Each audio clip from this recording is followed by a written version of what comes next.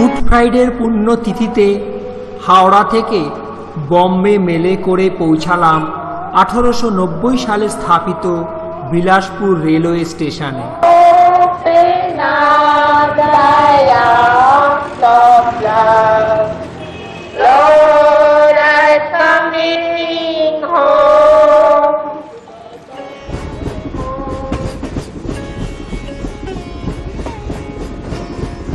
বিলাসপুর থেকে সকাল 10:40 নর্মদা এক্সপ্রেসে করে আঁকাবাঁকা পথে রওনা দিলাম ওয়েস্টার্ন রেলওয়ের এক ছোট্ট স্টেশন পেন্ডা রোডের উদ্দেশ্যে।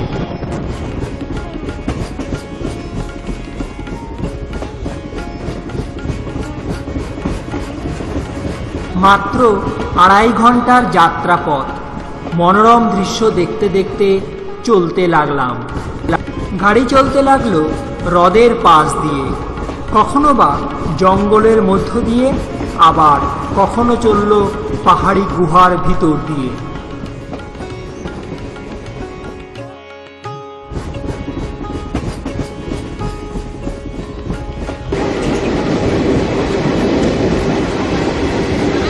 গাড়ি এসে থামলো ছোট্ট একটা রেলওয়ে স্টেশনে, নাম ভনওয়ারটক। চোখে পড়ল গ্রাম্য লোকেদের গাড়িতে ওঠার ব্যস্ততা।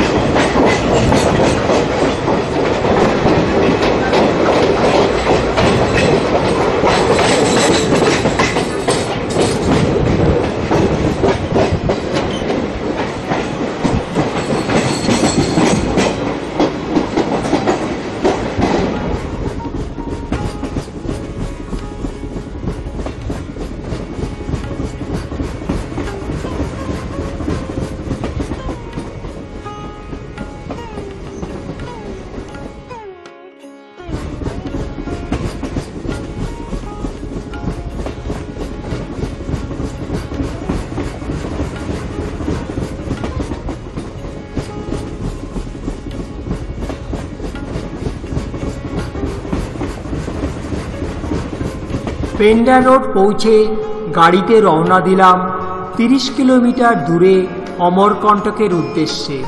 পথে স্বাগত জানালো গরু এবং পাখিরা।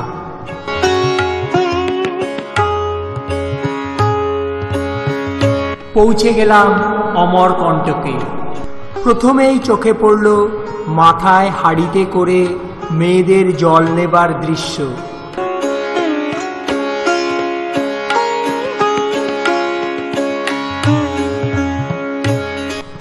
অমরকণ্টকের ভারত সেবাশ্রম সংঘ শান্ত, নিরিবিলি, ফুলে সমৃদ্ধ এক আরণ্যিক পরিবেশের মধ্যে ছোট্ট এই আশ্রম।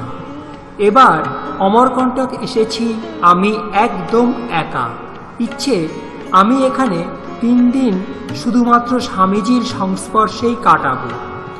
এখানকার স্বামীজি হলেন স্বামী নচিকেতানন্দ, আমার পূর্ব পরিচিত। তবে 18 বছর বাদে স্বামীজির সাথে দেখা।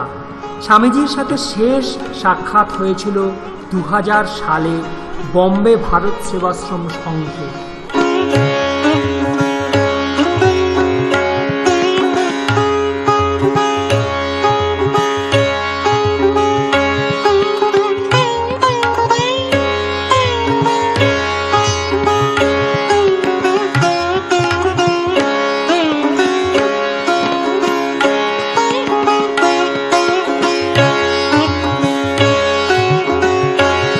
অমরকণ্টকের মূল আকর্ষণ হল নর্মদা উদ্গম মন্দির, এবং এই মন্দিরটি ভারত সেবাশ্রম সংঘ থেকে মাত্র 5 মিনিটের হাঁটা পথ। তাই প্রথমেই চলে এলাম এই মন্দিরে। মন্দিরের তোরণ বা প্রবেশ পথ দিয়ে মন্দির পরিসরে প্রবেশ করলেই বিশাল প্রস্তরময় চত্বর। মন্দির পরিসরে মোট 27টি মন্দির আছে। মূল মন্দিরে বিরাজমান রয়েছেন মা নর্মদা।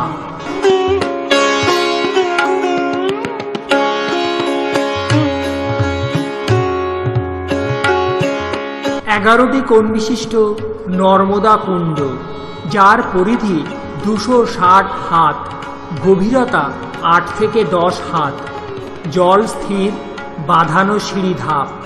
আর এই কুণ্ড থেকেই উদ্ভূত হয়েছেন মা নর্মদা, যার বাহ্য রূপ এই পরম পবিত্র জল। কথিত আছে নর্মদা তটে তপস্যা করলে দ্রুত এবং শতগুণ ফল পাওয়া যায়।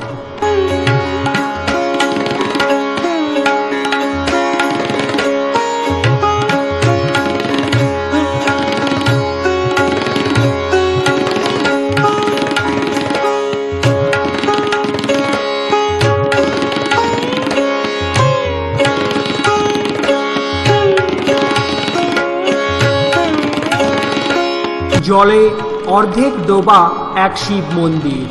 জগৎগুরু আদি শঙ্করাচার্য এই শিবলিঙ্গ এই অঞ্চলের বাঁশবন থেকে উদ্ধার করে এই নর্মদা উদ্গমে প্রতিষ্ঠিত করেছিলেন। তাই এই লিঙ্গের নাম হয় বংশেশ্বর শিব।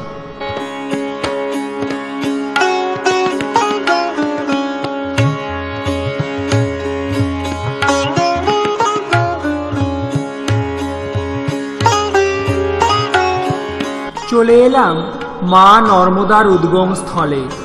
অবাক হলাম, নর্মদার মতো এত বড় এক লম্বা নদীর উৎস হলো একটা বদ্ধ কুণ্ডে, সামান্যতম প্রবাহ নেই।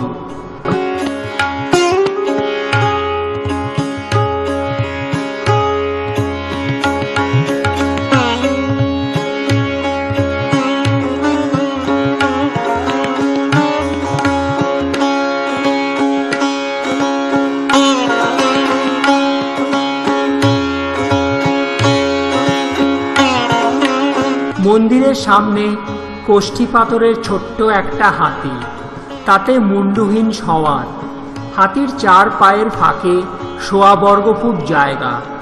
মাটিতে ষষ্ঠাঙ্গ হয়ে শুয়ে যদি ফাঁক দিয়ে গলা যায়, প্রমাণ হয় যে এই জন্মে তার কোনো পাপ নেই। তাই সকলেই পরীক্ষা করার চেষ্টা করে ওই ফাঁক দিয়ে গলার।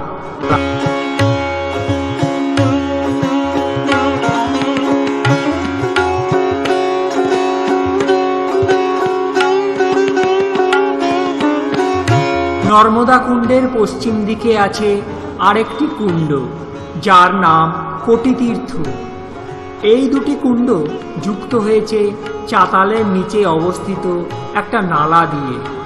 এই নালার উত্তরের অংশ হল নর্মদার উত্তর তট এবং দক্ষিণের অংশ হল দক্ষিণ তট।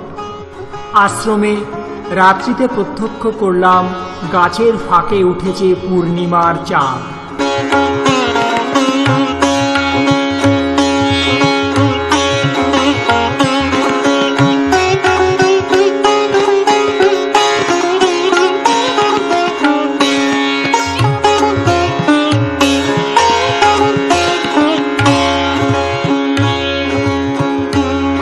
পরদিন ভোর হতেই আশ্রম থেকে বের হয়ে নর্মদা মন্দিরের 100 মিটার দূরে পুরাতাত্ত্বিক বিভাগ কর্তৃক সংরক্ষিত সাজানো গোছানো নয়নভিরাম একগুচ্ছ প্রাচীন মন্দিরে এলাম।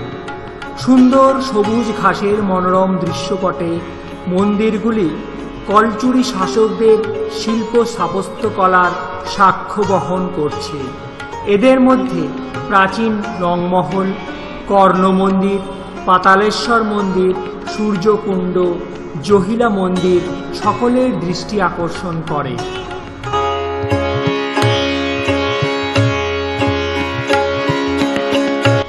কোটিতীর্থ দর্শন করে চলে এলাম নর্মদা নদী তীরে স্নানের উদ্দেশ্যে।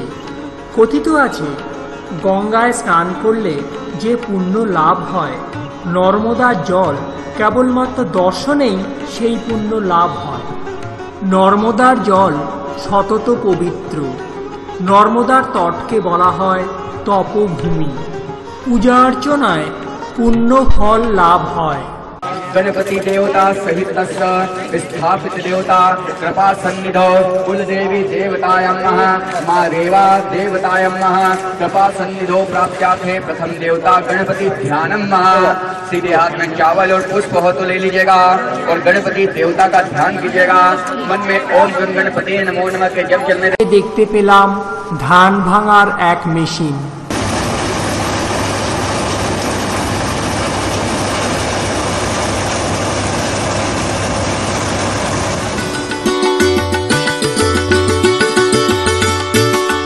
গাড়ি চলতে শুরু করলো ধুধু প্রান্তরের মধ্য দিয়ে। দেখলাম কয়েকটা জন্তু এদিক ওদিক ঘোরাঘুরি করছে। ভালো করে লক্ষ্য করে দেখলাম ওই জন্তুগুলো কিছুই নয়, হরিণ। এখানে কালো হরিণ বা কৃষ্ণসার হরিণ দেখতে পাওয়া যায়। মনে ভেসে এলো সিনেমা হিরো সলমন খানের কথা। এই কৃষ্ণসার হরিণ শিকারের দায়ে তাকে অনেক দুর্ভোগ পোয়াতে হয়েছিল।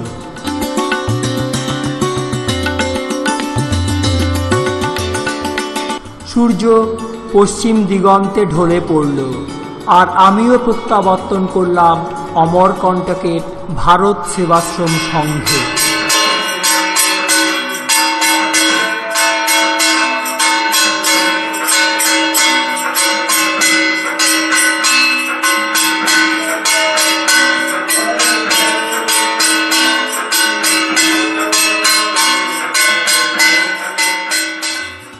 সকাল হতেই আশ্রমের পাশে মেয়েদের জল নেবার সেই পরিচিত দৃশ্য।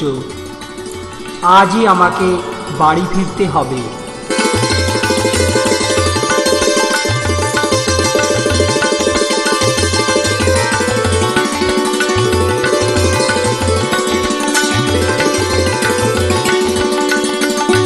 দুপাশের ঘন জঙ্গলের মধ্য দিয়ে রাস্তা।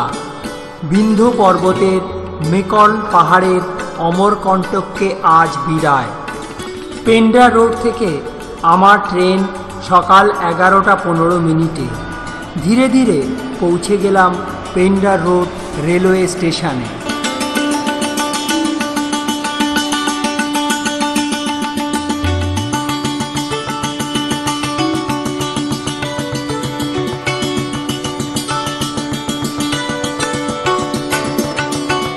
মনে ভেসে আসছে একের পর এক অমরকণ্টকের পবিত্র সুমধুর সেই স্মৃতি। আর সেই স্মৃতিকেই পাথেয় করে আমাকে চলে যেতে হবে সেই কলকাতায়। গত 3 দিন অমরকণ্টকে স্বামী নচিকেতানন্দজির সাথে যে কিভাবে কেটে গেল জানি না। বুঝলাম অমরকণ্টকের বড় মায়া। তাই বলি, নর্মদা মায় কি জয়।